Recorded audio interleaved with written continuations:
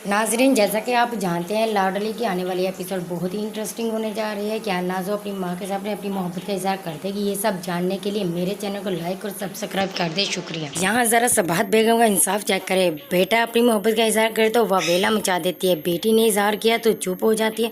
वो इनकार करती है कि वो तुम्हारे काबिल नहीं है, लेकिन वो अपनी बेटी की जिद के आगे खामोश हो जाती है। इस तरह रूहान की माँ नाजो के लिए उसका रिश्ता लेकर आती है।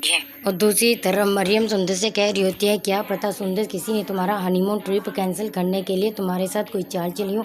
तो सुंदर मरियम की बात सुनकर चौंक जाती है और कहती है कि भाभी, क्या आपको इस बारे में कुछ इल्म है? तो मरियम खामोश हो जाती है और वो नाजो से जाकर कहती है कि नाजो, मैं तो गरीब घर से हूँ, किसी और ख़ानदान से, लेकिन मरियम तो तुम्हारे अपने ख़ानदान की है।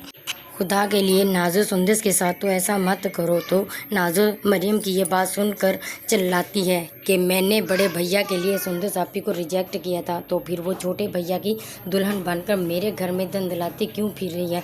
और मैं ये सब कुछ बर्दाश्त नहीं करूँगी कि मेरे सामने कोई मेरे और मेरे भाइयों के दरमियान में आ जाए। जो भी आएगा हमारे रिश्ते के सामने, मैं उन सब को ख़त्म कर दूँगी, तबाह बर्बाद कर दूँगी। नाजो की ये बात सुनकर मरियम चुप हो जाती है और आगे कुछ नहीं कहती, वो वहाँ से चली जाती है।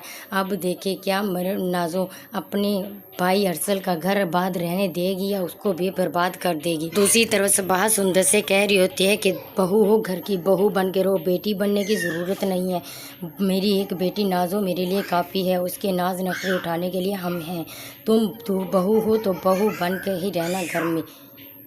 सुंदर ताई अम्मी की ये बात सुनकर खामोश हो जाती है और कुछ नहीं कहती, और वो दिल में सोचती है कि ये कैसा इंसाफ है। बहुओं को कुछ भी नहीं समझा जा रहा और बेटी की हर नाजायज़ बात भी मानी जा रही है। मुझे तो सुंदर बेचारी पे बहुत तरस आ रहा है। जिस दिन से इस घर की बहू बनकर आई है, उसने तो सुकून का एक दिन भी नसीब नहीं हुआ कि सुकून से कुछ देखा हो।